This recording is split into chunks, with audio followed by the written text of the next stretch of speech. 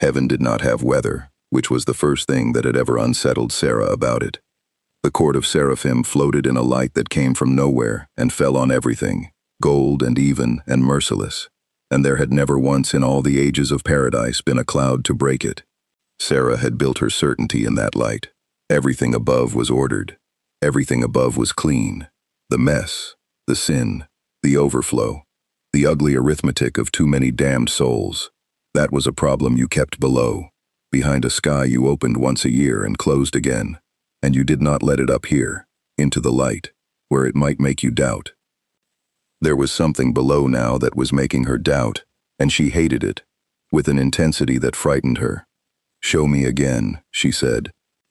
The vision unfurled in the air over the court, the feed, stolen and rebroadcast, that every soul in hell had seen, and that had somehow bled upward into heaven too, because the golden thing had made certain of it, the extermination, her host, her sanctioned holy host, frozen in the air like insects in amber, a quarter of them unwritten in a single heartbeat. Adam, Adam, the first man, the swaggering heart of the whole enterprise, beaten, disarmed, his spear turned to dust, his own soul-killing knife dropped into the gutter by a being who had chosen, on live broadcast, to spare him. And then the worst part. Always the worst part. The golden giant kneeling in the rubble to a nobody sinner and saying, "To all of hell, do not kneel to me. I am not a god." "Turn it off," Sera said. "You keep saying that," said Emily, "and then you keep asking to see it again." The younger seraphim stood at the edge of the court with her arms wrapped around herself, and she was not looking at the frozen vision of the routed host. She was looking at the last frame, the giant and the pickpocket. The candle passed gently from gauntlet to small gray hands. Emily's face was doing something Sera did not like at all, something soft, something like wonder. "He stopped an extermination, Sera," Emily said quietly. "With no one killed, not one soul. We open that sky every year, and we tell ourselves it's necessary, it's mercy, it keeps the balance. And something walked into hell and just didn't let it happen. And nobody died. And the sky closed anyway. And the balance," she gestured helplessly at the serene gold light of paradise, entirely undisturbed. "The balance is fine. Nothing fell. Nothing broke. Which kind of makes you wonder if the whole thing was ever." "Stop." It came out sharper than Sera meant. She breathed. Around the court, the assembled seraphim shifted, and among them, Adam sat slumped and silent. Adam, who had not made a single joke since he'd fled up through the tier, which was its own kind of alarm. A quiet Adam was a wrong Adam. Beside him, Lut stood rigid, her maimed arm cradled, her one eye fixed on the frozen golden figure with a hatred so pure, it had gone past heat into something cold and patient and permanent. "It gave a speech," Lut said. Her voice was very flat. "It beat us, and it spared him, and then it gave a speech to the entire pit, about how we're the disease." And they listened, Sera. I watched the feeds. The sinners aren't scared anymore. Fear was the whole thing. Fear was what kept them down and kept us up, and that gold bastard spent it, all of it, in one night. She turned to the court. "So we don't cull them next year. We don't trim the number and go home. We go now. We go in force, and we erase the thing that did this before the idea it planted has time to root." "It cannot be erased," said a third voice. Dry, ancient, one of the elder seraphim who rarely spoke. "That is rather the problem your enthusiasm skips over, Lut. We have all seen the same footage. It caught Adam's spear in one hand. It broke a heaven-forged weapon like a dry stick. It turned the extermination sky itself into a weapon and routed an entire host without, it should be noted, actually killing most of them, which means it was not even trying its hardest. The elder let that sit. We do not know what it is. We do not know where it came from, and we do not know that we can kill it. Whatever Lut's grief would prefer to believe. Angelic steel is our one certainty, and it had angelic steel at its throat, held by the strongest of us, and it simply declined to die. Then we bring more steel, Lut snarled. All of it. Every blade in the armory. You don't survive 100 of them. Or, Emily said, and every head turned because Emily did not usually push. We send someone to talk to it.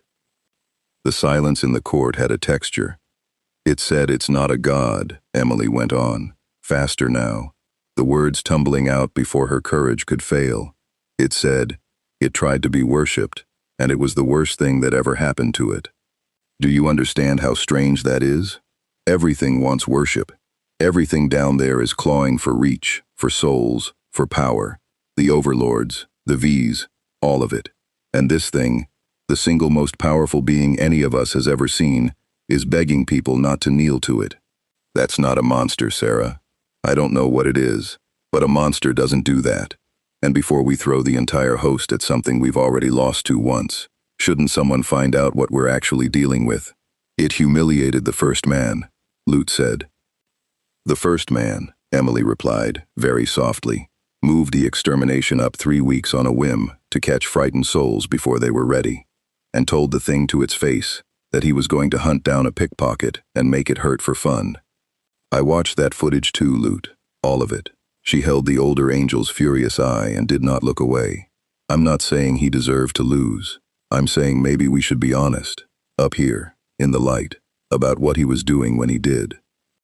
It was the closest thing to heresy the court of seraphim had heard in an age, and it hung there, and Sera felt the whole architecture of her certainty groan under the weight of it. She looked at the frozen vision one more time, the kneeling giant, the candle. I am not a god. And Sera made her decision, and it was the decision of someone protecting a thing she could no longer entirely justify, which is the most dangerous decision there is. We do both, she said. Emily's face lifted with hope. It did not last.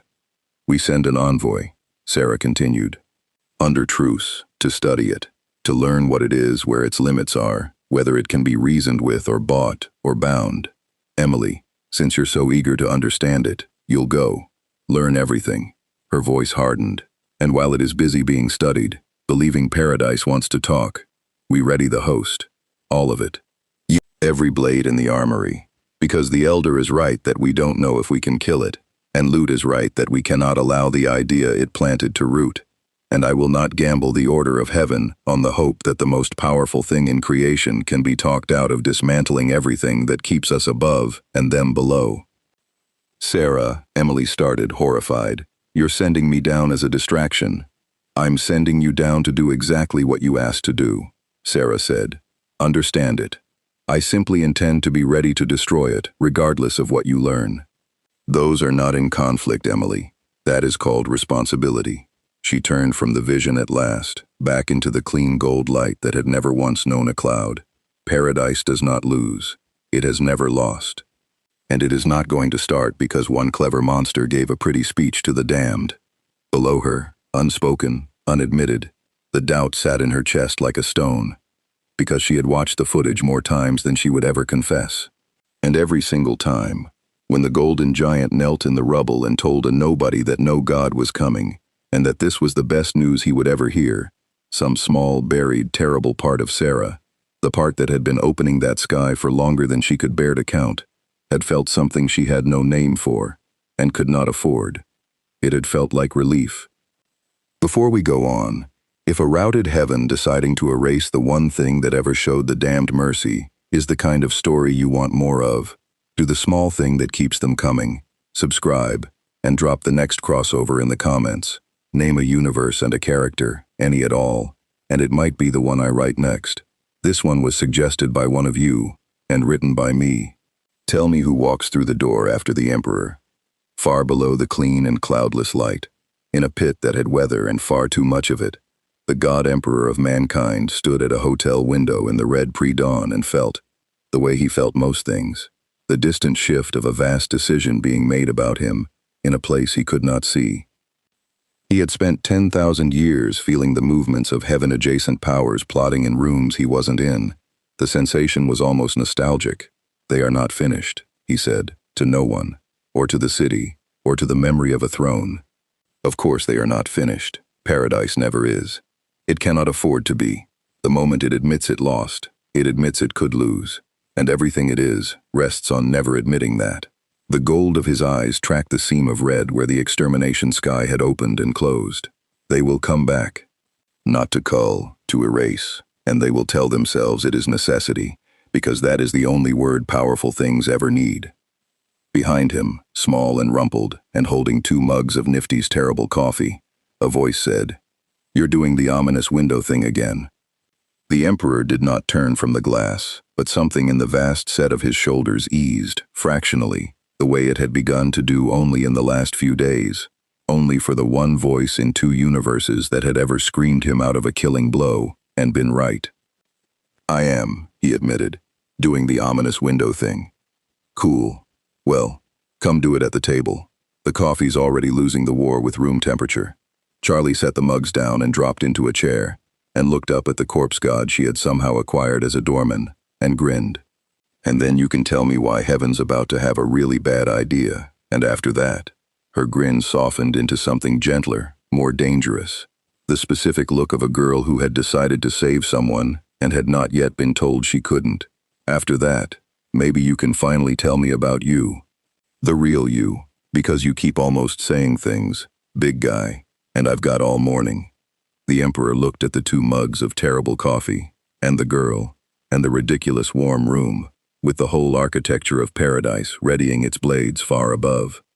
"Drink your coffee, princess," he said at last, and came to the table.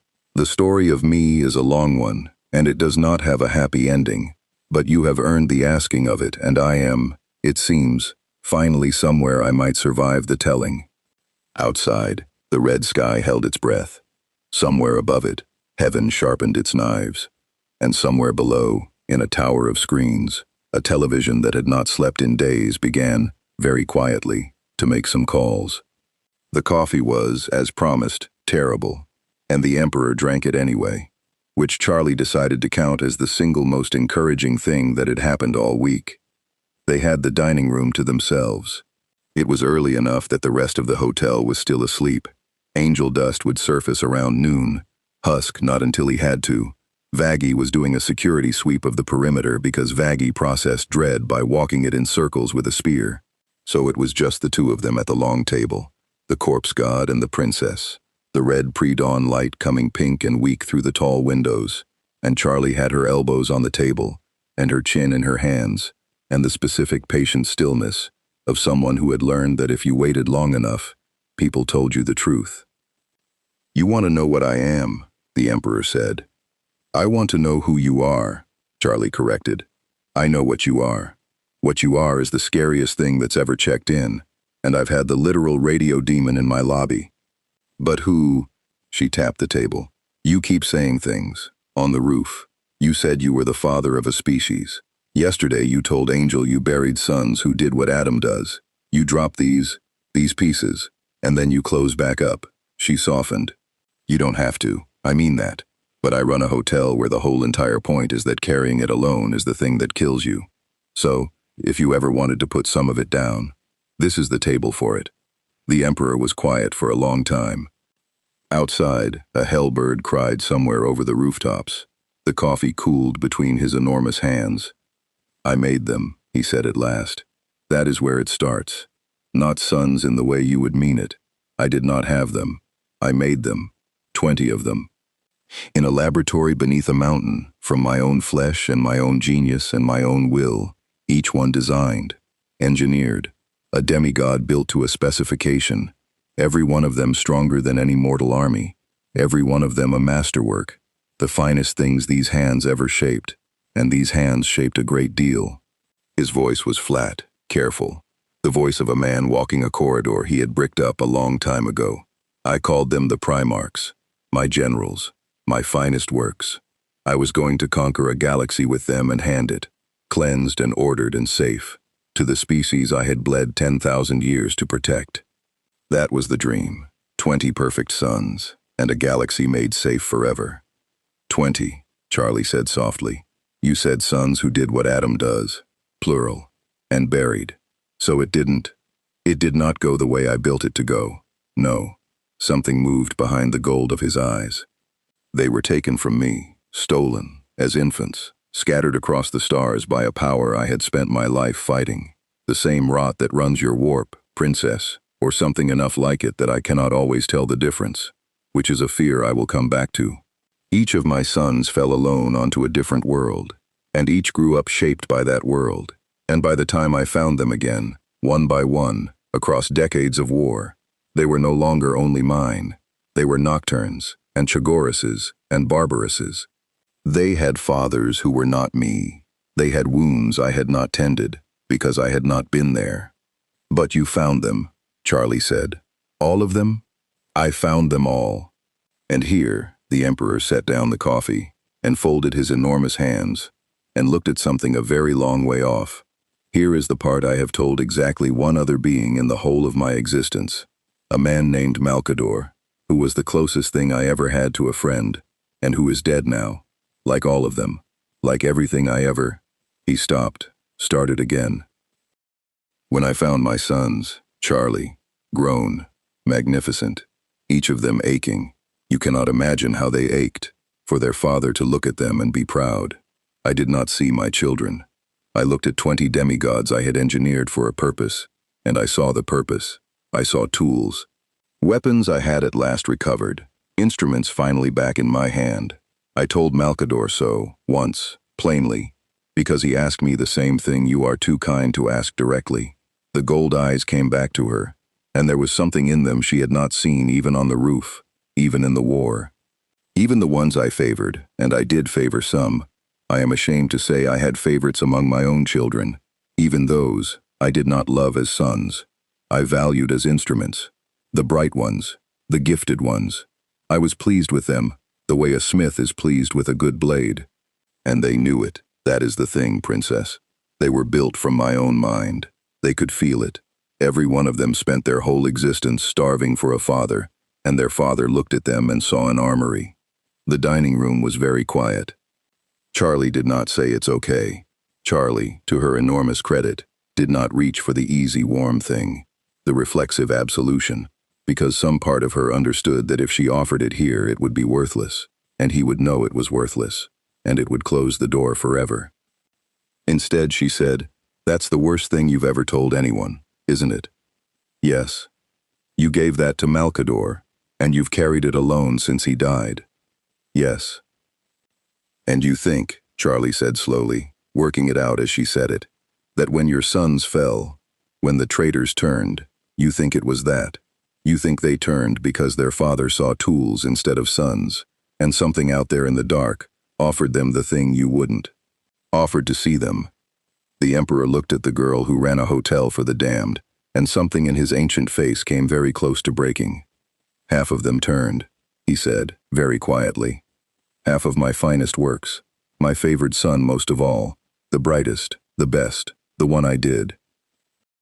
Come closest to loving, and let that be the cruelest joke of all, that even my love was a near thing, a not quite. He led the rebellion.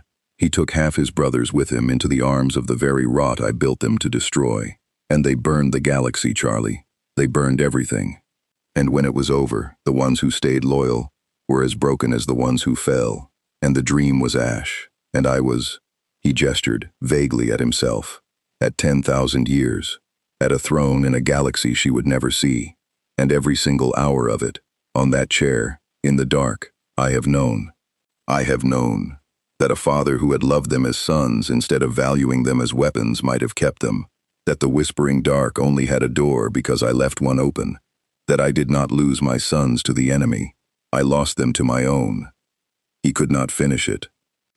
And Charlie Morningstar, 19 years old, princess of a hell she was trying to empty, looked at the greatest being either universe had ever made, confessing the failure at the bottom of all his other failures, and did the only thing she had ever really known how to do. She didn't fix it, she just sat with him in it, so he wasn't alone in it, which was the entire thing the hotel had ever been for.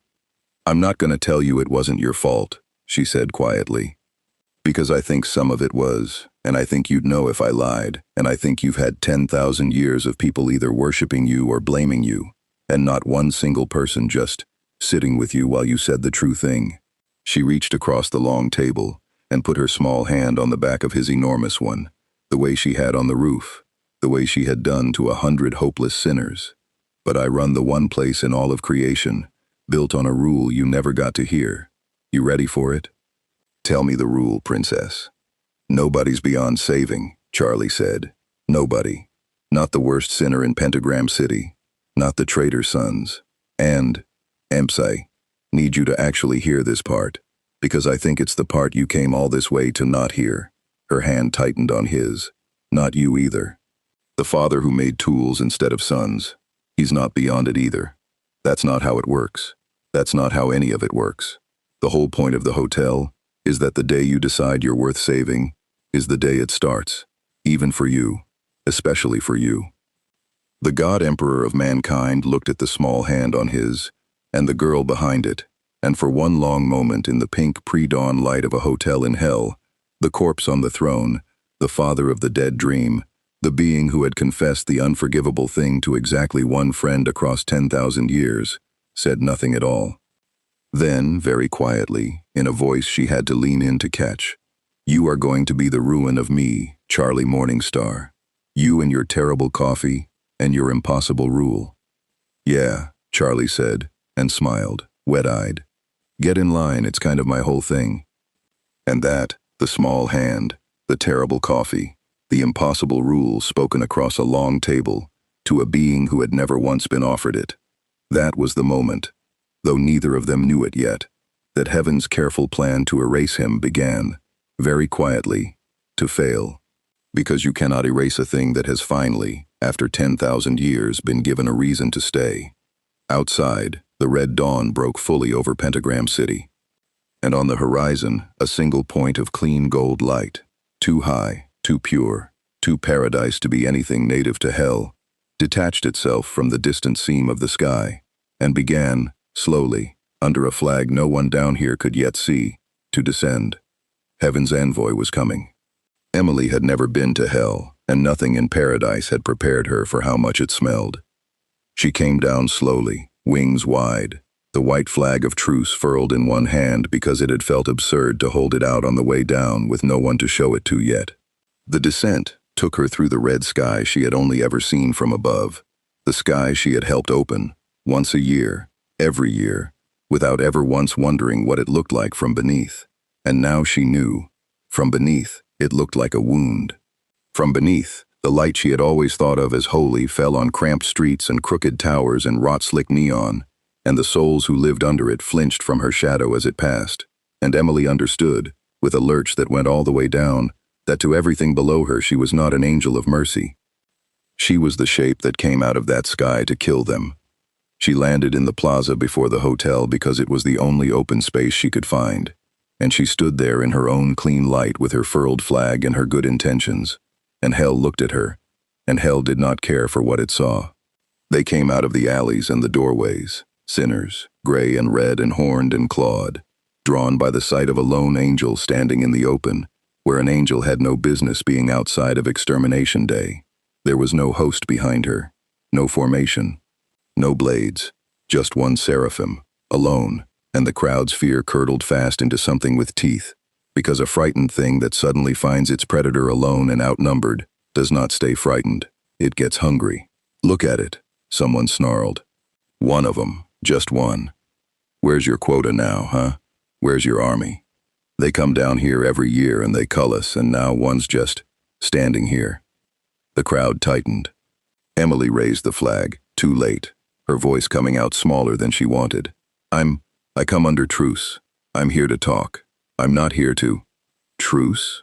A big sinner, ram-horned and furious, shoved to the front. "You slaughtered my wife 3 cycles back. She wasn't hurting nobody. She was 2 years dead and trying to get better, and your kind put a blade through her because the number was too high.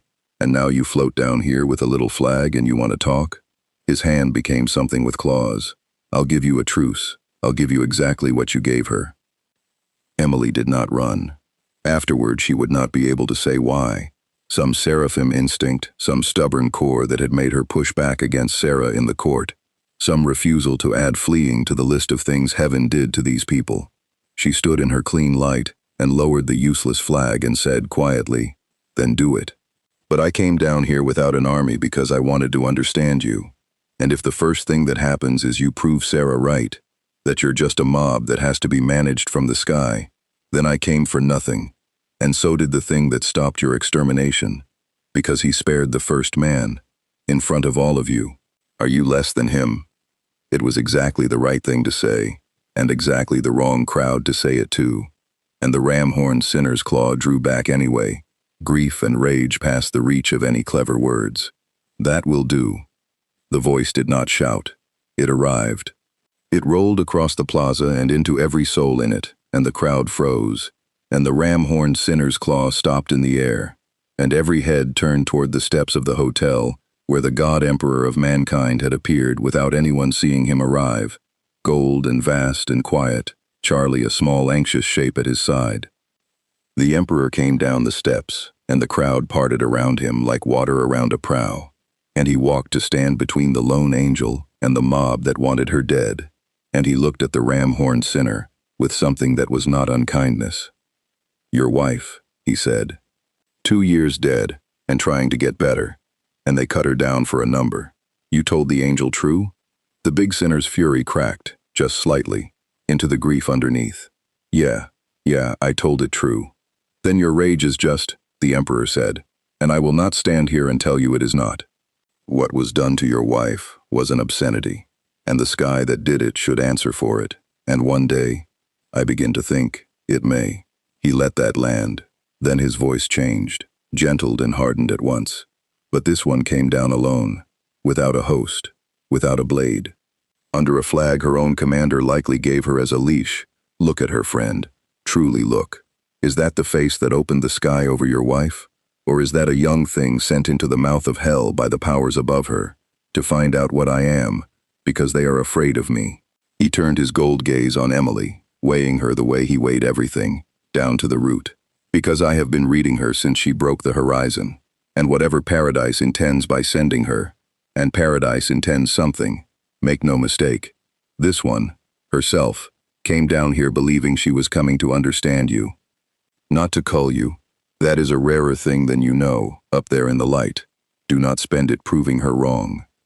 The plaza held its breath, and the ram-horned sinner, grief and rage and 40 years of being culled from a sky that never once looked at him, lowered his claw, turned, and walked away, shoulders shaking, and the crowd let him through, and slowly, sullenly, began to disperse, because the Golden One had spoken, and the Golden One did not kneel to, and did not command, but somehow, since the night of the broadcast, was listened to in a way nothing in hell had ever been listened to. Emily stood in the emptying plaza, shaking, alive, and looked up at the being she had been sent to study. "You," she started. "You defended me. To them. You didn't have to. You have to know what I am, what I've done. I've opened that sky. I've been part of I know exactly what you are," the Emperor said. "You are an instrument of a system that harvests the redeemable to fix a number, and you have blood on you, and you have never once, until today, stood beneath your own sky to see what it costs." Emily flinched. "And I also know that you argued against this. In the court, just now this cycle, you looked at the footage of me kneeling to a pickpocket, and you felt something the others did not let themselves feel. And you spoke up, and you were overruled, and they sent you down here anyway, partly to satisfy your curiosity, and partly, I would wager, as a distraction, while they sharpen every blade in paradise." Emily went white. "How could you possibly?" "Because it is what I would have done," the Emperor said, with a weariness that stopped her cold. "It is precisely what I would have done, 10,000 years ago, when I still believed I was the only one wise enough to hold the knife. Send the sincere one to talk, and ready the army to kill, and call the contradiction responsibility. I know your Sera's reasoning, Angel, because it was once mine, down to the marrow." He studied her. "She is not evil. That is the thing that will be hardest for this pit to hear. She is doing what she believes protects everything she is responsible for.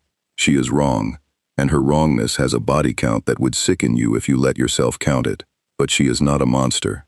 She is a frightened administrator of an unforgivable system, and she genuinely cannot see the difference between the system and the necessity. Almost no one who runs such a thing ever can." "You sound like you're describing yourself," Emily said, very quietly. The Emperor was silent for a moment. "I am," he said. "Now come inside, envoy. You have been sent to study me, and I am going to let you, because I have nothing to hide, and a great deal I would like paradise to finally understand." And your commander has made one error I intend to use." The gold eyes glinted. "She sent the one angel in all of heaven who came down here able to be changed. Whatever I show you, you will carry back up into that clean, cold light, and you will not be able to unsee it. That, envoy, not my strength, not the routed host, none of it. That is the thing that is actually going to cost paradise this war." He turned and walked back up the steps, and Charlie shot Emily a small, helpless, welcoming wave, and Emily, sent as a distraction, sent as a leash, sent to be the acceptable face of a plan to erase him, followed the god-emperor of mankind into the Hazbin Hotel, already, though she did not yet know it, beginning to change. High above, in the clean and cloudless light, Sera watched the feet of her envoy walking willingly through the hotel's doors, and felt the plan settle satisfyingly into motion, and did not notice, could not have noticed, that she had just handed her enemy the one weapon paradise could not survive: an open mind, walking home. Rosie's summons arrived, as Rosie's summons always did, wrapped in perfect manners and no possibility of refusal. It came by way of a small, well-dressed sinner who climbed the hotel steps at noon, doffed his hat to Charlie, and presented a cream-colored card in a gloved hand. "Miss Rosie requests the pleasure of the Golden One's company for tea in Cannibal Town, at his earliest convenience, which she trusts will be today. No threat in it. There didn't need to be. In the neighborhood where the cannibals ran things, an invitation to tea from Rosie was the single most and least dangerous piece of paper a soul could receive, depending entirely on how you answered it." "She is old," the Emperor observed, turning the card in his enormous fingers. "I can feel it from here. Older than the television, older than the grinning radio thing. There is a settledness to her power, the kind a being only has when it has stopped needing to prove anything." "That's Rosie," Charlie confirmed. "She's okay. She's genuinely lovely. And also she runs Cannibal Town. And also she'll eat you if you're rude. And she and Alistair go way back. Like, way back. She's the one who—" Charlie stopped herself. "She knows things. About Alistair especially. If she's inviting you, it's because she's decided you're worth her time, and Rosie deciding that's kind of a big deal, actually." "Then I will take the tea," the Emperor said. "I have found the oldest thing in any room is always the one worth listening to. They have usually stopped lying, if only from boredom." Cannibal Town was, against all expectation, charming. Where the rest of Pentagram City festered, Rosie's district had the faded elegance of an old theater district that had decided damnation was no excuse for poor upkeep. Wrought iron lampposts, tidy storefronts, a general air of genteel Victorian menace. And the sinners here nodded to the Emperor as he passed, and did not kneel, which he noted with quiet approval. Whatever Rosie's district was, it was not starved for hope the way the outer city was. These were the damned who had made a functioning society out of eating each other politely. There was something almost admirable in it. The Emperor had to duck to enter Rosie's emporium, and duck again for the parlor at the back, where a table had been set with a tea service sized, impossibly, correctly for him. She had clearly had it made that morning, and the small courtesy told him more about her than an hour of conversation would have. There he is. Rosie rose, beaming, wide-hatted and red-spectacled and utterly at ease, and looked up the great height of him with frank appraisal. "Oh, the pictures don't do you justice, dear. They truly don't. Sit, sit. I've had the chair reinforced. I won't have my guest of honor on the floor." "Tea?" "Thank you," the Emperor said, and sat, and the reinforced chair held. He found himself, for the first time in a very long time, in the presence of something in hell that neither feared him nor wanted anything from him, and it was so unfamiliar that he simply drank the tea and waited. Rosie waited too, pouring, humming, taking his measure over the rim of her cup, and when she finally spoke, it was not about war, or heaven, or power. "You told a boy on a street corner not to kneel to you," she said. "I watched it. Everyone watched it. But I watched it, dear, which is a different thing." She set down her cup. "You've no idea how rare that is down here. A thing with power telling the powerless not to worship it. In all my years, and I have a great many years, more than I'll admit at tea, I've seen exactly one other soul turn down free reverence when it was offered on a plate. Her smile sharpened ever so slightly. And that's what I wanted to talk to you about. Because you've met him. He's in that girl's hotel right now, grinning at you through a wall you can't quite see, and I'd like to make sure you understand what you've walked into the middle of. Alastor, the Emperor said. Alastor. Rosie refreshed her tea. I'm very fond of him, you understand. We go back further than anyone living knows. So what I'm about to tell you, I tell you as someone who loves that dreadful man, and who has watched you poke at him for a week without understanding the shape of the thing you're poking. She looked at him steadily. You think you've found a wall, a soul with no handle, no want, nothing to sell it. You said as much. It's all over the feeds. And you're right, dear. Which is the interesting part. But you've got the reason wrong. You think he can't be read because he's strong. That's not it at all. Then what is it? He can't be read, Rosie said, because he's already sold. The Emperor went very still. That power of his, the static, the shadows, the terrible grin, the thing that made hell flinch when he arrived.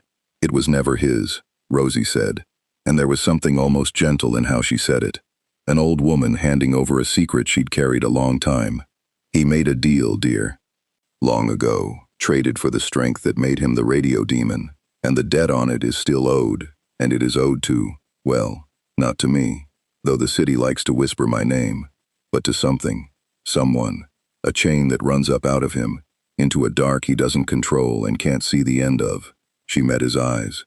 You feel no want in him because his want was spent at the very beginning, on the deal that made him. He's not a wall. He's a mortgaged house.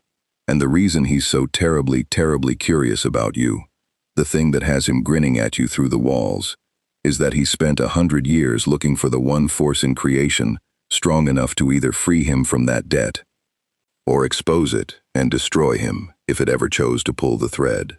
The parlor was quiet. Somewhere in the emporium, a clock ticked with Victorian patience.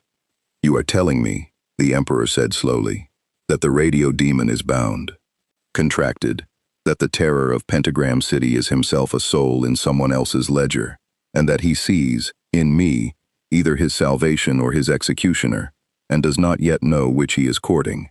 I'm telling you exactly that, Rosie said. And I'm telling you because I've decided I like you, dear, which I don't do often, and because you're about to have a war with heaven land on that girl's doorstep. And when it does, Alastor is going to have to choose whether to fight for the hotel or protect his own hidden debt, and those two things may not point the same direction. You ought to know that before the blades come out. A friend with a chain around his neck is a friend right up until someone yanks the chain. The Emperor considered this, the shape of it, the strategic weight, the sudden clarity it gave to a week of static and grins. Why, he asked, does this help you? You said you love him. You have just handed his deepest secret to a being who could use it against him. Rosie's smile did something complicated. Because I've watched that boy suffer under that debt for 100 years, she said quietly, and pretend he chose it, and pretend he's free, and grin through all of it, and you're the first thing to walk into hell that might actually be strong enough to do something about it. I didn't tell you so you'd have a weapon against him, dear. I told you so that when the moment comes, and it will come, you'll understand that the most dangerous, most theatrical, most impossible soul in this city is, underneath all of it, exactly what your girl's hotel is for. She leaned in. A prisoner who wants out, and can't admit it, and doesn't believe he's worth saving. Sound familiar? And the Emperor, who had, that very morning, been told by a 19-year-old across a table of terrible coffee that nobody was beyond saving, especially not you, sat in the parlor of the oldest thing in hell, and understood that he had just been handed the same lesson twice in one day, by two women who could not have been more different, about two prisoners who could not have been more alike. Himself and the radio demon. You are a great deal more dangerous than the television, he said at last, with something like respect. Oh, immeasurably, dear, Rosie agreed, delighted, refilling his cup. The television wants to own things. I only want to understand them, and then, occasionally, eat them. Understanding is so much more frightening than ownership, don't you find? Now, she settled back, all charm again. Tell me about your sons. I heard you finally started talking. An old woman does love a good tragedy, and I'm told yours is the best in either universe. And across the city, in a hotel lobby, the radio demon paused mid-step. Some old instinct, some tug on a thread he'd spent 100 years pretending he couldn't feel, and turned his grin, slowly, toward the distant direction of Cannibal Town, and for the first time since the Golden One had arrived, felt something behind the static that was not curiosity. It was fear. Alastor found the Emperor on the hotel roof that night, which was a mistake. And Alastor knew it was a mistake. And Alastor did it anyway, because 100 years of pretending he felt no fear had left him with no idea how to do anything else. The Emperor did not turn from the parapet. "You have been avoiding this roof since I arrived," he said. "It is the one place in the hotel with a clear line to the sky, and you do not care for the sky. And yet here you are, at the worst possible hour, radiating a static I can hear from across the city. Rosie spoke to you." "Rosie," said Alastor, and the warble was in his voice, but it was thin, stretched over something. "And I had such a pleasant little chat just now. Through the walls, as we do. She does so enjoy her theatrics." He drifted to the parapet, keeping distance, his grin fixed and gleaming in the red dark. "She's told you a story about me, a charming, fanciful story. And I thought I'd come up here and set the record straight, before you get any ideas above your station. Golden Man. She told me you were sold," the Emperor said, "that the power is not yours. That there is a chain running up out of you into a dark you cannot see the end of, and a debt you cannot pay, and that you have spent a century looking for something strong enough to either free you or destroy you." He turned, finally, and looked at the radio demon, with an expression that held none of the mockery of their first meeting. "And she told me you saw both of those things in me, and did not know which you were courting." The grin held. The grin always held. That was the horror of Alastor. And also, the Emperor now understood, the tragedy. The grin was welded on, and had been for 100 years, over a face that had forgotten how to do anything else. "She had no right," Alastor said, and the static rose, and the shadows of the roof reared up, antlered and monstrous, the whole of his terrible power flexing in the red dark. And the Emperor watched it, unmoved, the way a mountain watches weather. "That is mine, my business, my deal, you think you understand it? You think because some old cannibal handed you a secret over tea you've got a handle on me now. You don't. Nobody does. I chose this. I chose it. Do you hear me? I was nothing. I was dying. And I made a deal, and I became the most feared thing in this entire pit, and I have never once regretted." "Stop," the Emperor said. Not a command this time, something quieter. "You are lying, and it is beneath you, and I have heard this exact speech before, from my own mouth." The static faltered. "I chose this," the Emperor quoted, softly. "I have never once regretted it. I said those words for 10,000 years, radio demon, on a throne I could not leave, about a fate I would have given anything to undo. It is the specific lie that prisoners tell, the ones too proud to admit the cage. You call it a choice because choice is a thing you own, and trap is a thing that owns you, and after a century you would rather be damned than admit which one it was." He looked at the monstrous shadows, the antlers, the grin. "I know, because I wore my own version of that grin for 100 centuries. Mine was contempt, yours is a smile. They are the same mask. They do the same work. They keep everyone, including ourselves, from seeing the thing underneath that would rather die than beg for help." The shadows lowered, slowly. The static thinned to a hush. And for one moment, on a hotel roof under a red sky, the radio demon's grin did something it had not done in 100 years. It wavered. "And if you're right," Alastor said, very quietly, the warble gone entirely now, only the old, cold voice underneath, the one from before the deal. "And I'm not saying you are. What of it? Say there's a chain.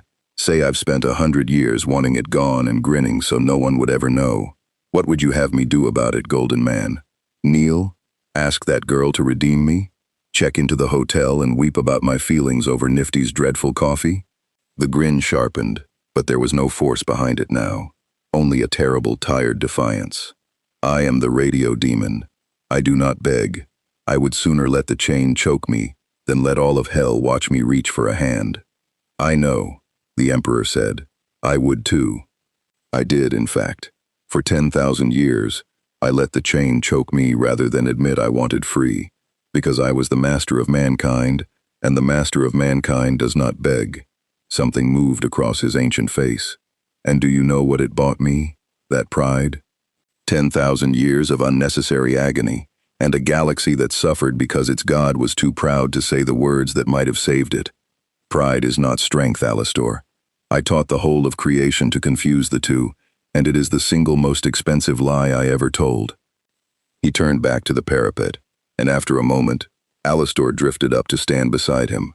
Not close, never close, but on the same roof, looking at the same sky, which for the two of them was nearly an embrace.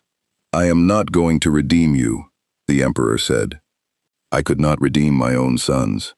I will not insult you by pretending I can redeem you over a rooftop conversation, and I am not going to ask you to beg, or kneel, or weep, but I am going to tell you one thing, and then I am going to leave you to your grin, because a war is coming and you will need it. He looked at the radio demon. When heaven comes, and it is coming, soon, you are going to face a choice. Fight for this hotel, which is the one thing in hell that might be worth the fighting, or protect your chain, your debt, your secret, and choose whatever keeps the grin safest. And I will not tell you which to choose, but I will tell you this. I have watched 100 sons and generals and friends make that exact choice, between the cause and the self, and every single one who chose the self is ash now, and I carry all of them, and not one of them died free. The chain does not keep you safe, Alastor. It only keeps you alone. That is the whole of what it does. The radio demon said nothing for a long time. Then, at last, in a voice almost too quiet to carry over the red wind, "You're a terrible house guest. Do you know that? I liked you so much better when you were just a wall." The wall, the Emperor said, was always this. You simply preferred not to knock hard enough to hear it answer. And Alastor laughed, not the canned laugh, not the terrible one, but something small and real and startled out of him, gone almost before it began, and turned, and dissolved into his shadows, and was gone. But he did not, the Emperor noted, deny a single thing. And that, from the radio demon, was the closest thing to a confession hell had ever heard. Far above, in the clean gold light, Emily sat in her quarters in paradise, and could not sleep. She had spent a day and a night in the hotel. She had watched the Golden One defend a mob's worst enemy, herself, from that mob. She had watched him drink terrible coffee and speak of dead sons to a girl who held his hand. She had watched the residents of that ridiculous hotel, a spider, a cat, a snake, a girl, treat each other with a fierce, exhausted tenderness that heaven, for all its clean gold light, did not have and had never had. And she had come back up through the sky she used to open and found paradise sharpening its blades, and found she could no longer tell which side of the sky the monsters were on. "You've gone quiet," said Sera from the doorway. "That's not like you. What did you learn?" Emily looked at her oldest friend, her commander, the woman readying an army to erase the only thing that had ever shown hell mercy, and understood that the honest answer would begin a war between them that might never end. She gave it anyway, because the Golden One had told her she would not be able to unsee it, and he had been right. "I learned," Emily said quietly, "that we've been telling ourselves the same story he told himself for 10,000 years, that the killing is necessary, that we're the only ones wise enough to hold the knife. And I learned that there's a being down there who walked all the way to the end of that story and came back to warn us, and we are about to do the one thing he begged us not to do." She stood. "Sera, I don't think we're the good ones anymore. I don't think we have been for a very long time, and I don't know what to do with that, because it's the only thing I've ever been." And Sera, who had watched the footage more times than she would ever admit, who had felt that same forbidden relief, looked at her friend, and felt the ground of paradise shift under them both, and did the thing frightened administrators of unforgivable systems always do when the doubt gets too close. She hardened. "Get some rest, Emily," Sera said. "The host moves in 3 days, and I need you to remember which side of the sky you were born on." She left, and Emily stood alone in the clean, cloudless, merciless light, and for the first time in her long existence, found it did not comfort her at all. The Emperor did not sleep, And so the emperor had a great deal of time, in the small red hours, to be afraid. He would not have called it that. He had not called it that in 50,000 years. But that is what it was, the thing that moved in him on the hotel roof at 3 in the morning, while the city guttered below. The old, cold, bottomless suspicion that had ridden him since the moment he fell through the tier, and that no amount of terrible coffee or held hands had ever quite put down. This is not real. This is a warp trap, a chaos deception, a theater built by the very rot I spent my life fighting, dressed up as a hell, with literal angels and literal exterminations, and a literal girl who holds her hand out to corpses, because that is exactly the shape of bait a thing from the warp would build to break me. Give the emperor what he always wanted, a place that finally listens, a child who finally forgives. Let him grow soft in it, let him care, let him lower 50,000 years of guard, and then spring it. That is how the dark gods work. They do not attack the strong, they seduce the tired, and I am so very tired. He had been having this thought, in one form or another, since the first night. But tonight, it had teeth, because tonight, he had started to believe in the place, and belief was the exact vulnerability the fear was warning him about. So the emperor decided, in the small red hours, to find out. He knew how. He had spent 10,000 years on the golden throne, holding back a tide of warp entities that wore 1 billion faces, and he had learned, at terrible cost, the one reliable way to tell a true thing from a daemon's mask. You did not test it with logic. Daemons were flawless liars. You did not test it with strength. They would simply flee and try another face. You tested it with the one thing the warp could not counterfeit, because the warp was made of appetite and had no true version of it. You offered it a chance to give you what you wanted, freely, with nothing owed, and you watched whether it took the chance to hook you, or let you keep it clean. He went down into the hotel. He found Charlie, awake at the front desk at 3 in the morning, because Charlie also did not sleep well with a war 3 days out, doing paperwork that did not need doing, because it was better than lying in the dark. Charlie, the emperor said, I am going to ask you for something, and I need you to understand that how you answer it matters more than you can know, that I am, in a sense I cannot fully explain, testing the ground under my own feet. Will you answer honestly? She put down her pen. Always. What do you need? And the emperor, watching her with 50,000 years of daemon sight wide open, said the thing designed to hook a trap. Tell me to stay. Not as a doorman, not to fight your war. Tell me that this hotel is mine now, that you give it to me, the whole of it, you and your people and your impossible dream, to protect and to keep and to command as I see fit. Hand me the thing I lost, a place, a family, a purpose that is not a throne. Offer it to me, Charlie, freely, right now, and I will take it, and I will never have to be alone again. If it was a trap, if this hell was chaos wearing a kind face, this was the moment it would spring. This was the hook laid bare, the exact shape of his oldest wound, the thing a daemon would seize with both hands. Yes, yes, take it, take all of it. It's yours. Just lower your guard and belong to us. Charlie frowned. No, she said. The emperor went very still. No, I'm not going to give you the hotel, Charlie said, and there was no calculation in her face, no seduction, only a slightly baffled honesty. Emps, what? No, it's not mine to give, first of all. It's not a thing. It's Vaggie and Angel and Husk and Nifty and Pen and me. It's people. You can't hand people to someone. That's the whole thing we're against. That's what Valentino does. That's what your throne did. And second, she came around the desk, exasperated and gentle at once. You don't want me to give it to you. Not really. You think you do, because you're scared and it's 3 in the morning, and being handed a family sounds like it would fix the whole. But a family you're handed is just another throne, big guy. It's the exact mistake you already made. The whole point, the whole entire point of everything I've been trying to tell you, is that you don't get given a place.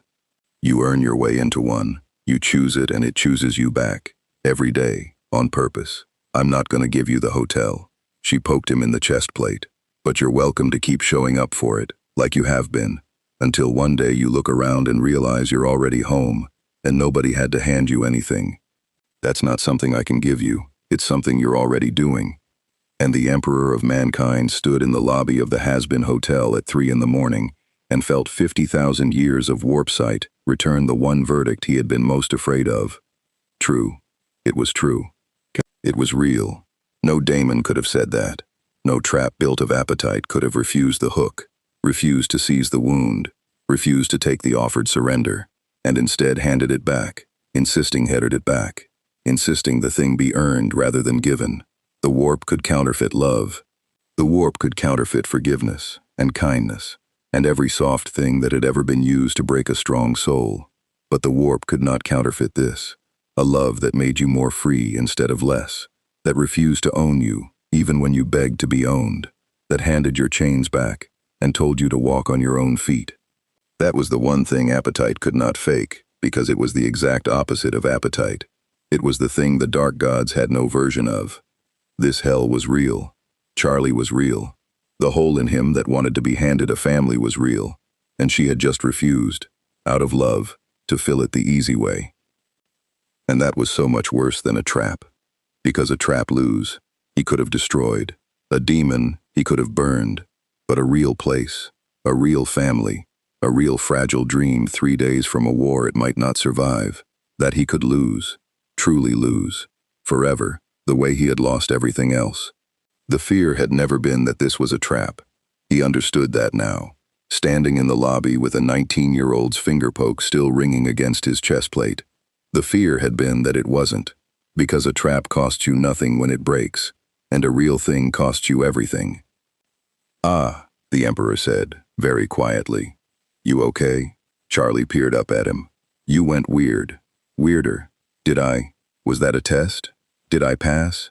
You look like you either passed or failed something, and I genuinely cannot tell which." "You passed," the Emperor said.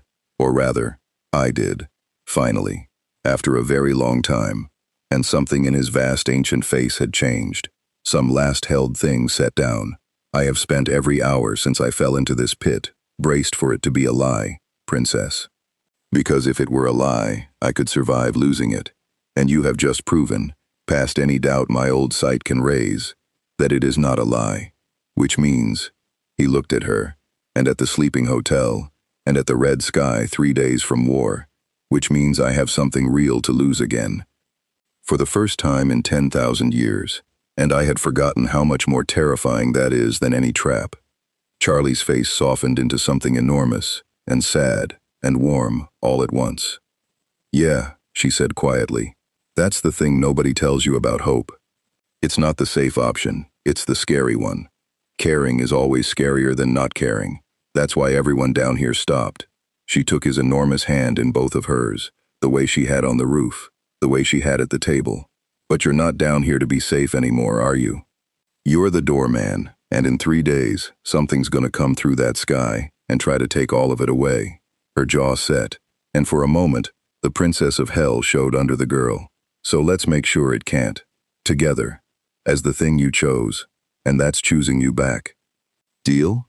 The Emperor looked at the small hands wrapped around his. "You know," he said, "that in this pit, deal is a word with a great deal of weight. Bindings, contracts, souls owed. You should be careful offering it to beings like me." "Good thing this one's free then," Charlie said and grinned. "No price, no chain, no catch. Just a girl and her doorman, agreeing to hold the door. That's not a hell deal, Emps. That's just people deciding to have each other's backs. Turns out that one doesn't need a handshake." And the God Emperor of Mankind, who had come to hell certain it was a trap, and been undone to discover it was worse, it was real, closed his enormous hand gently around a 19-year-old's, and made the only free and unbound and unmortgaged agreement he had entered into in 10,000 years. "Deal," he said. Outside, the red sky held. 2 days now. And counting. Vox had made his decision, and the decision was that he was done being afraid, which is the single most dangerous thing a frightened creature can decide. He'd replayed the kneel 4,000 times. He'd stopped sleeping entirely. And somewhere in the endless loop of a golden giant, telling a pickpocket that no god was coming, Vox had finally understood the thing that had been eating him alive since the broadcast, the thing that had nothing to do with fear and everything to do with the specific, professional envy of a media man watching someone else command the biggest audience in the history of hell, and wasted on sincerity. The Emperor had reached Vox would kill for. He was spending it on feelings, on a hotel, on a girl. But there was a war coming. Vox had sources in 100 places, taps in feeds that heaven didn't know were tapped, and he'd known about Sera's sanction before half of Paradise had. The host was mobilizing, all of it, and that, Vox had realized, somewhere around replay 3000, was not a threat. That was content. That was the single biggest event in the history of the afterlife, and Vox owned every screen it would play on. He called the meeting himself this time, not the boardroom. The boardroom was where they'd been humiliated. He called it in the studio, under the hot lights, on his own turf, and he'd been very specific about who he wanted there, and the specificity was itself a kind of announcement. Velvet came, Carmilla Carmine came, which raised eyebrows, because Carmilla did not attend V functions and made a point of it. Zestial came, ancient and drifting, which raised more. A handful of the middle overlords came, drawn by the sheer novelty of Vox calling a war council instead of a photo op. And Valentino came, because Valentino always came where Vox was, and Valentino did not yet know that this meeting was, in part, about him. Heaven's coming, Vox said, without preamble, the studio lights hot on his screen. Not an extermination, a war. Full host, every blade, Sera's total sanction. They're coming to erase the gold guy and burn down anything standing near him. And anything standing near him is going to include a lot of real estate that belongs to people in this room. He let that land. So here's the pitch. We don't run. We don't hide. We don't each get picked off defending our own little kingdoms while Paradise cleans house. We unite. One time. Overlords, the hotel, anyone with a grudge against that sky. We point it all in the same direction, and we make heaven bleed for every inch, on camera, in front of every soul in hell. His grin was pure showman now, pure conviction. They think we're a mob to be managed. Let's show them what happens when the mob organizes. It was, Carmilla admitted grudgingly, a good pitch. She'd killed an exorcist once and found angelic steel's secret in the doing. She'd spent every year since arming quietly against exactly this day. You're talking about arming the whole pride ring with steel, she said. I have the steel. I've always had the steel. The question was never the weapons. It was whether anyone down here could stop clawing at each other long enough to point them the right way. That's what he did, Zestial murmured, ancient and slow, and everyone turned. The golden one, in a single night, he did what none of us hath managed in an age. He gave the damned something to point at that was not each other. The old overlord's eyes glittered. Vox is right, for once. The moment is now or never. Valentino laughed, easy, dismissive, draped across a studio chair in a haze of pink smoke. Okay, this is cute and all, but let's be real, Voxy. Unite with the hotel? With the Charlie Brat and her redemption circus? And what? We all hold hands and sing? Half the muscle in this city is my product, and I'm not marching my earners into an angel war to protect some clown who tells sinners not to. Yeah, Vox said, about your product. Something in his tone changed, and the studio went quiet, and Valentino's easy smile flickered. The hell's that mean? Valentino said. Vox turned, and on every screen in the studio, all of them, all at once, a single image appeared, angel dust. The footage Vox had, the footage everyone in the industry pretended not to have, the footage of exactly what Valentino did to the soul he owned, behind the studio doors, when the cameras were supposed to be off. Except Vox's cameras were never off. That was the whole point of Vox. The gold guy said something, that night on the broadcast, Vox said, quietly now, and there was something in his voice that even Velvet had never heard before, to all of us. In the tower, he said there was a reckoning owed for what you do to the spider, Val. Said it'd be paid in full, and I laughed it off, 'cause you know, it's you. It's how it's always been. The screen's held on the footage, but I've had a week to think about it. And here's the thing, Val. Here's the thing I figured out replaying that Neil 4,000 times. His grin was gone entirely now. He's got reach I'll never have, and he's spending it on not being a monster. And I've been sitting up in my tower for a century thinking the reach was the power. And it's not. The not being a monster is the power. That's why they'll follow him into an angel war, and they'd never follow me. And I want that. I want it so bad it's been killing me. And I can't have it. The screens turned, all of them, to face Valentino, while I'm standing next to you. The studio was silent. You can't be serious, Valentino said. The smoke had stopped curling. Voxy, you and me, you're not seriously gonna throw me under the... I'm not throwing you anywhere, Vox said. I'm broadcasting you. There's a difference, and it's the only kind of power I've got that means anything. He gestured, and the footage began to play. The real footage. The thing hell had always suspected and never seen. Out across not just the studio, but every screen Vox owned in the Pride Ring, which was very nearly all of them. Hell's about to go to war with heaven, and before it does, it's gonna see exactly what kind of overlord's been operating in its blind spot. Because the gold guy's right, Val. There's a reckoning owed, and it turns out I'm the guy who owns the cameras. Valentino came out of the chair snarling, all four arms, the abuser's rage of a creature that has never once been told no by anyone who could enforce it, and found Carmilla Carmine, already between him and Vox, a blade of pale angelic steel in each hand, her expression flat and final. Sit down, Valentino, Carmilla said. You're outnumbered, you're outgunned, and for the first time in your worthless existence, you're on camera when you didn't choose to be. I killed an exorcist with my bare hands to protect my daughters. Do you truly imagine I'll hesitate over you? And across the city, in the hotel, Angel Dust stood frozen in the lobby, staring up at a screen that had turned itself on. Every screen in hell had turned itself on, showing the whole Pride Ring, the thing he had spent his afterlife enduring in the dark, and had never once believed anyone would see, or stop, or care about. His four hands were shaking. Charlie was already at his side, and Vaggie, and Husk with a paw on his shoulder, saying nothing, because there was nothing to say. And the Emperor stood in the middle of the lobby, watching the reckoning he had promised in a tower a week ago pay itself out exactly as he'd said it would, and understood that he had not lifted a finger to make it happen. He had simply said, once, out loud, that it should, and a week later a television that could not stop thinking about what it had seen him do had decided, all on its own, to become, clumsily, selfishly, imperfectly, for all the wrong reasons and one right one, something a little less like a monster. That, the Emperor said quietly, to Angel Dust, as the spider stared at his own liberation playing out across 100 screens, is what it looks like when the strong choose to point their power at the right thing. He did it for envy, and for advantage, and for a dozen reasons that are not clean. It does not matter. The spider on those screens is still free, or will be. The motive was ugly. The mercy is real. Both can be true. That is the whole secret of this pit, and your princess has been screaming it since before I fell into it. Angel Dust looked up at him, eyes wet, voice cracking. I'm really gonna be free, the Emperor said.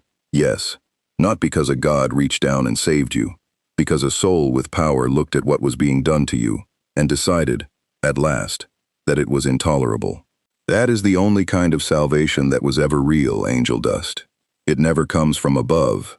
It comes from the person next to you deciding you are worth it. He looked at the screens, at the War Council forming, at hell organizing itself for the first time in an age. And it appears the person next to you has decided the whole of hell is worth it, just in time, because heaven arrives tomorrow. And now, for the first time, it is not going to find a mob. He turned to the window, to the red sky, to the coming light. It is going to find an army. The sky did not bleed red this time. It simply opened. There was no slow crimson stain, no theatrical dread, none of the annual ceremony of the extermination. At dawn, the firmament over Pentagram City split from horizon to horizon in a single clean line of gold light, and heaven's full host came through it. Not a harvest party, not the tidy formation of the cull, but a war. Thousands of exorcists in a descending storm of white wings and angelic steel, and at their head, no longer swaggering, no longer grinning, came Adam and Lut, side by side with the whole armory of paradise at their backs. And hell, for the first time in its long and fractured history, was ready for them. They had spent the night arranging it. Carmilla's steel distributed to every overlord willing to fight. The middle overlords marshaled, Zestial's ancient power anchoring the line. The V-screens turned into a command network that spanned the ring, and at the center of all of it, the one door heaven had to break. The Hazbin Hotel, where a girl who believed in redemption and a corpse god who had stopped believing in it and started believing in her, stood together on the front steps and watched paradise fall out of the sky. They committed everything, the Emperor observed, reading the descending host with 50,000 years of battlefield sight. Sera has emptied paradise. There is no reserve. She has decided that if she cannot erase me in one blow, she cannot afford to fight me at all. So she has wagered the whole of heaven on a single strike. Something almost like admiration moved through his voice. It is what I would have done. It is exactly the correct move, if your goal is to win. It has only one flaw. Yeah? Charlie's fists were clenched, her demon fire beginning to gather at the edges of her. What's the flaw? That she has brought her entire family to a place where I have found mine, the Emperor said, and one of us is fighting to protect something, and the other is fighting to erase it. And in 50,000 years of war, Princess, I have learned that the thing being protected always fights harder than the thing doing the erasing. Sera has the larger army. I have the better reason. We are about to discover which matters more. Then the host hit the city, and there was no more time for words. What followed was unlike any extermination hell had ever endured, because for the first time, hell fought back with teeth. Carmilla's steel bit into angelic flesh. Exorcists who had never in their immortal lives faced a weapon that could kill them met, all at once, a city full of them. Zestial's ancient power tore holes in the descending formation. The overlords, so long at each other's throats, turned their accumulated centuries of malice upward in a single unified direction, and heaven, which had counted on a mob, on chaos, on the damned scattering the way they always scattered, met instead a wall. But heaven had numbers, and heaven had righteousness, and heaven had Adam and Lut, and the wall began, in places, to buckle. The exorcists drove toward the hotel. Of course they did. Lut had told them where the anomaly would be, and Lut was not wrong. The golden thing stood on the hotel steps like the last stone of a fortress, and if you wanted to erase it, that was where you went. A spearhead of heaven's finest broke from the main assault and came down on the hotel in a screaming wedge of steel and wings, aimed to overwhelm the one door by sheer weight. And the Emperor of mankind stepped down off the steps to meet them, and did not unleash. That was the thing Charlie would remember. That was the thing the whole watching city through Vox's screens would remember. He could have.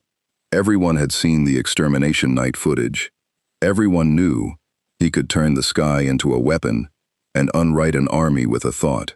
The spearhead of exorcists diving at him was, to a being of his scale, barely a threat at all. He could have ended all of them between one breath and the next, the way he had ended the first quarter of Adam's host.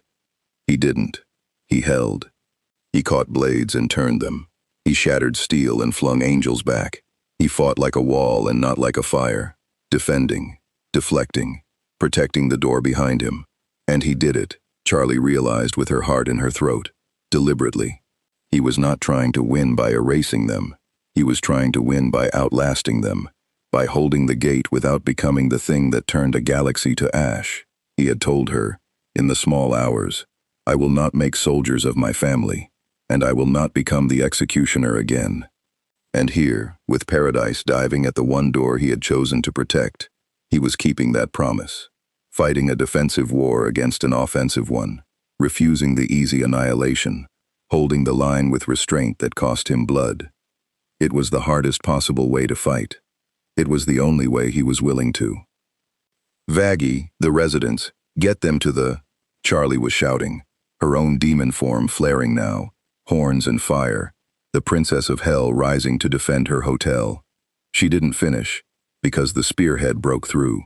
Not through the Emperor, around him. A dozen exorcists peeled wide and came at the hotel from the flank, where he was not, and Charlie in her demon form met three of them in a fury of hellfire and horns, and Vaggie's spear took another, and angel dust, freed hours ago on every screen in hell, fighting now for the first time in his afterlife for himself, took two more with a fury that had been building for decades. The hotel fought. The strange little family fought, together, for the door that had taken them all in. And through the flank, past the fighting, one figure drove straight for Charlie's exposed back. Loot, angelic steel raised.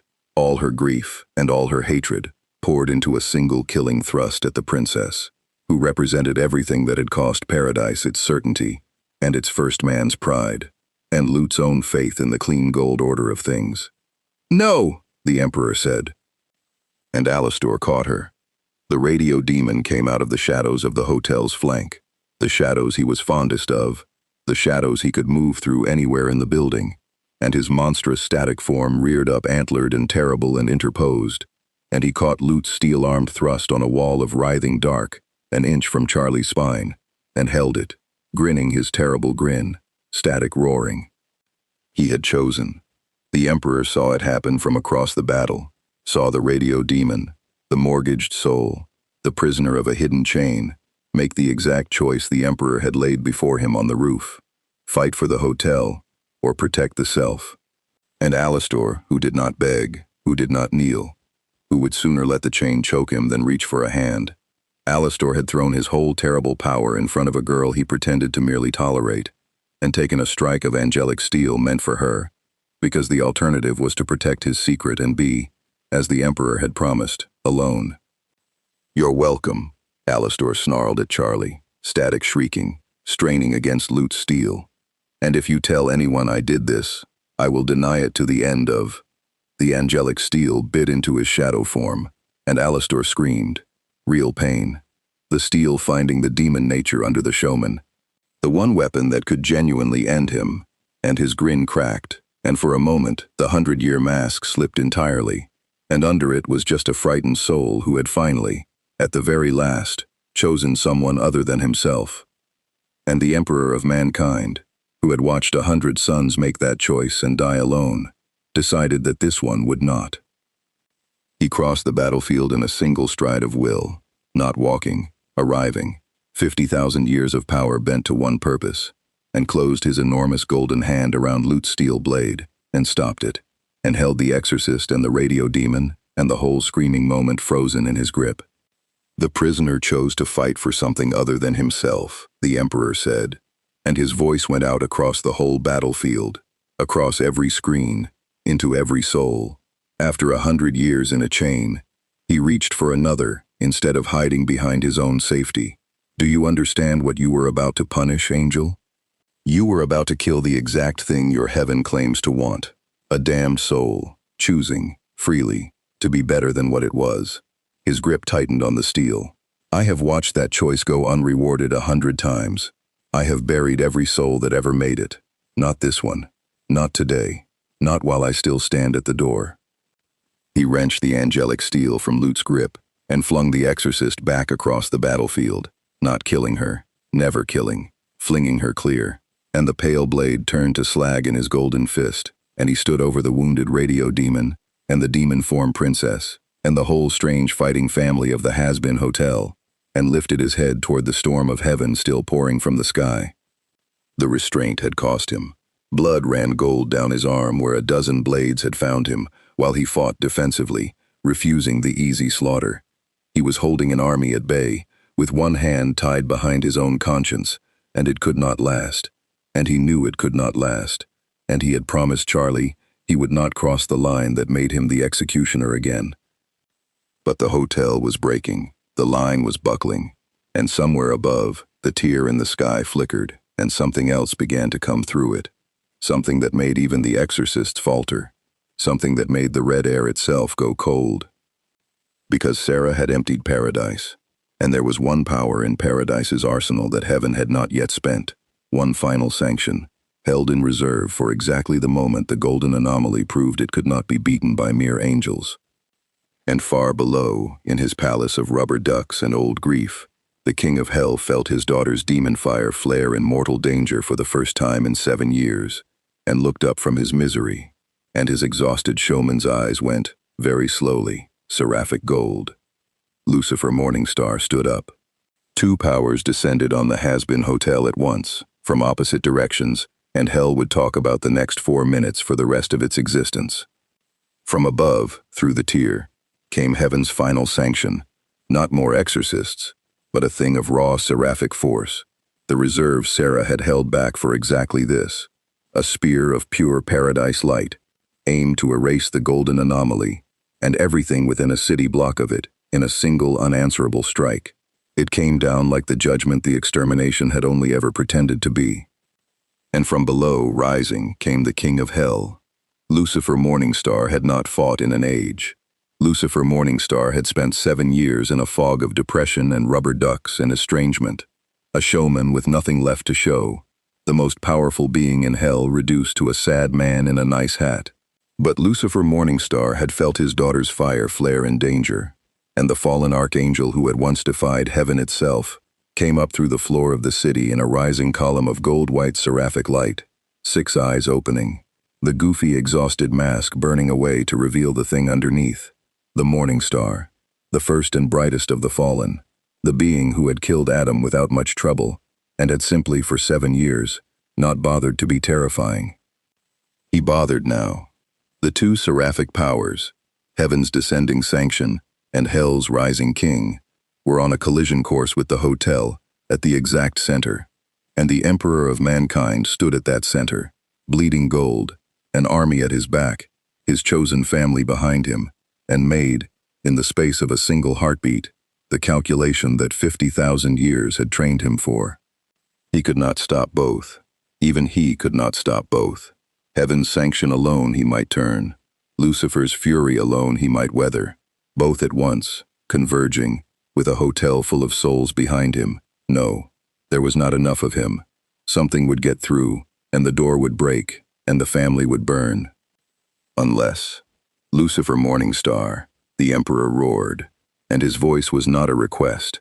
It was the command voice of a being who had directed the defense of a galaxy, and it cut through the rising king's seraphic fury and reached the father underneath.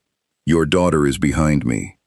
I am holding the door for her. I cannot hold 2 heavens at once. Help me, or lose her. Choose, king of hell, and choose now. And Lucifer, rising, blazing, 7 years of grief and self-loathing, and estrangement from the child he loved and had failed, saw his daughter for the first time in the fight. Saw Charlie, in her demon form, bleeding, defending her impossible hotel.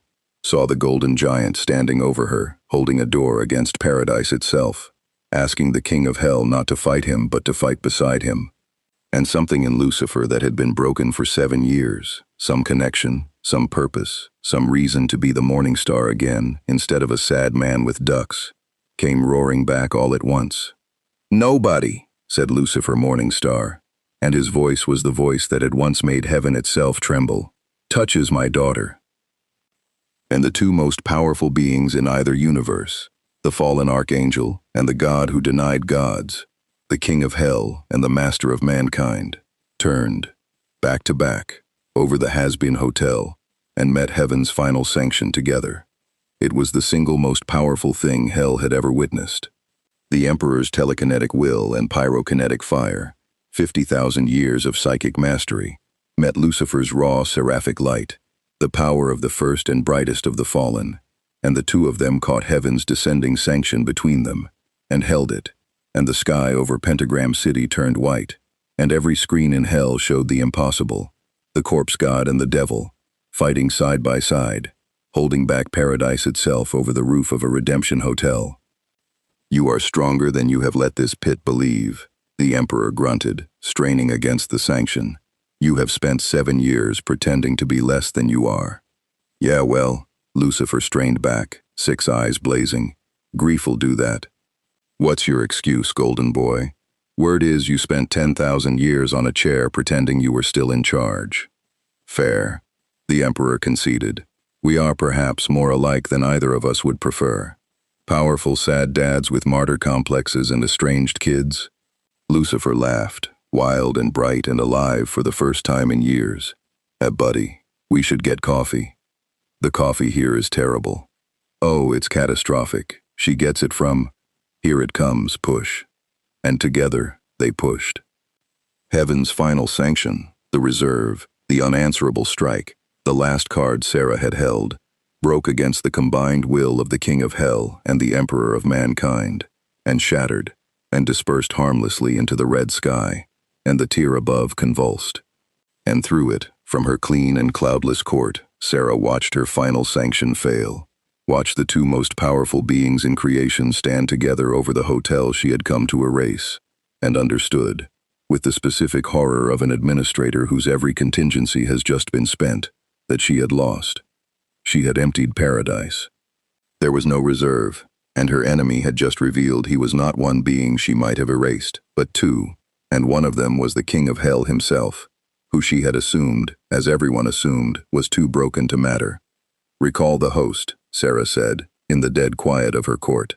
Sera, an elder seraphim, started. "Recall the host," her voice cracked. "We've lost.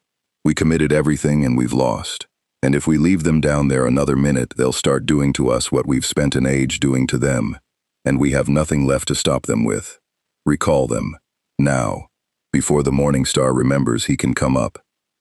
And across the battlefield, the exorcists heard the recall, and broke, and fled up toward the tier in their thousands, and heaven's great war against the anomaly ended not with the erasure of the golden thing, but with the retreat of paradise itself, beaten, spent, and terrified, for the first time in its existence, of the pit it had spent forever culling.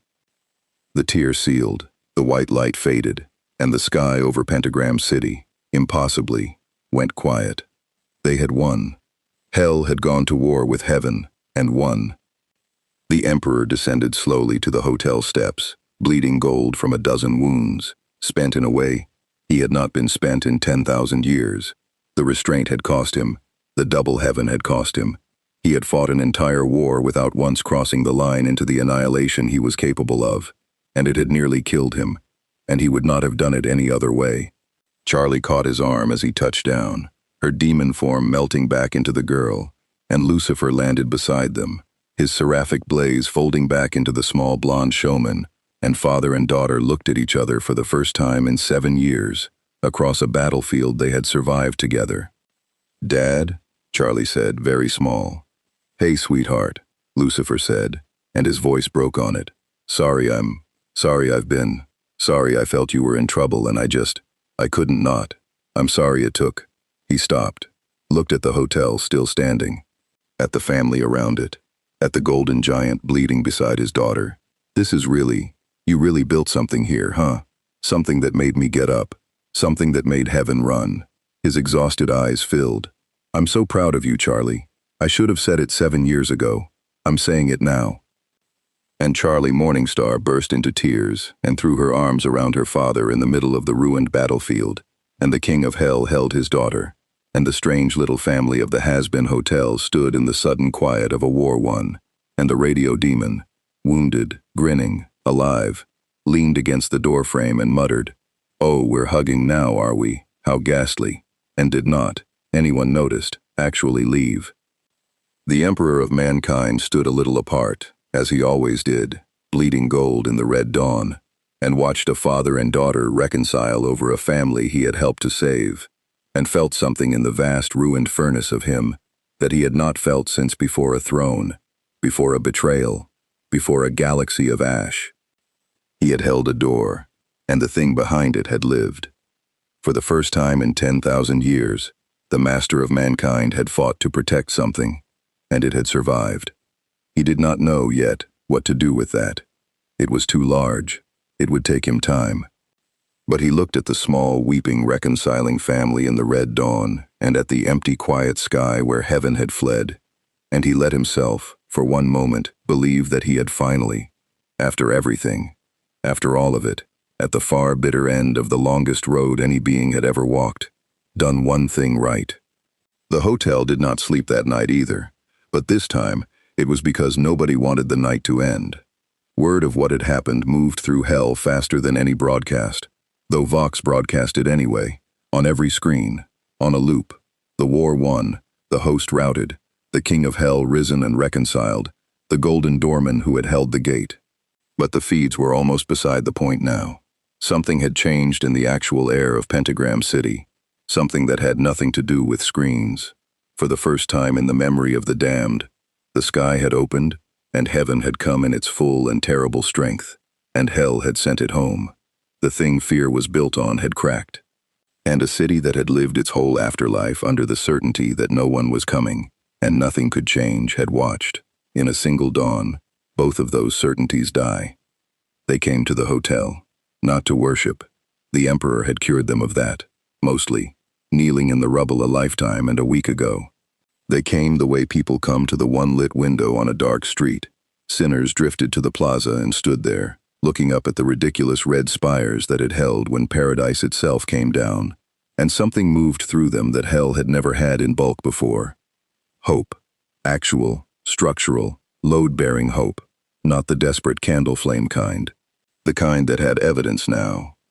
Inside, the family that had held the door was doing the thing families do after they survive something. They were sitting in the bar, too wired to sleep, too grateful to leave, telling the story to each other, even though they had all been there for it, because that is how you make a terrible thing into a thing you can carry.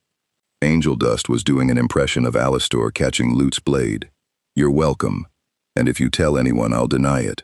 And Alastor was insisting, with enormous dignity, that he had done no such thing, and the spider was a liar, and Husk was laughing so hard he'd stopped pouring drinks, and Lucifer was there, actually there, at the bar in hell with his daughter, 7 years late, and making up for all of it at once, showing Nifty a card trick she'd already figured out. And the Emperor sat at the largest table, wounds bound, watching the strange, loud, warm thing unfold, and Charlie slid into the seat across from him, with 2 mugs of the catastrophic coffee, and for a while, neither of them said anything, because they didn't have to.